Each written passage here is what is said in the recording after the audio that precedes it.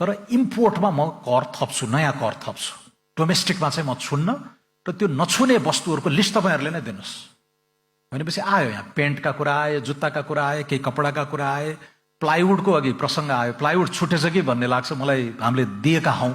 तर जेन्युन तपाईँहरूले माग गरेका स्वदेशमै अब टायलहरूको यति धेरै भ्यालु एडिसन हुन थाल्यो यहाँ नेपालमै उत्पादन भएका वस्तुहरूलाई हामीले प्रोटेक्ट गरेका छौँ। नयाँ नामै दिएका छौँ, डोमेस्टिक प्रोडक्सन प्रमोसन फी, डिपिपिएफ भनेर। त्यो एक्साइजलाई रिप्लेस गरेको, त्यो चाहिँ इम्पोर्टमा मात्रै लाग्छ ताकि तपाईँहरूले नेपालमै बसेर उत्पादन गर्नुहुन्छ भने अहिलेलाई क्षणिक संरक्षण दिएका हौँ।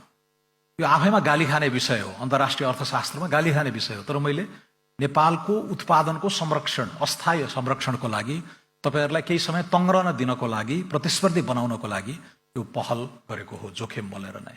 त्यस्तै क्लिन इन्फ्रास्ट्रक्चर इन्भेस्टमेन्ट फी